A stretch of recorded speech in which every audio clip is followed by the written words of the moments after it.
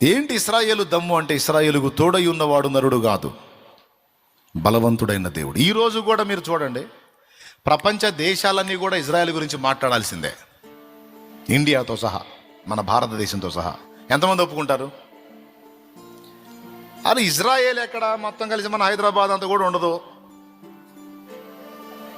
India ఎక్కడండి, భారతదేశం ఎక్కడ? కానీ భారతదేశము ఇజ్రాయేల్ గురించి మాట్లాడటం ఏంటి? అమెరికా మాట్లాడటం ఏంటి? ఇతర దేశాలన్నీ మాట్లాడటం ఏంటి? అది అంతా భూమధ్య భాగంలో ఏదో అంతా.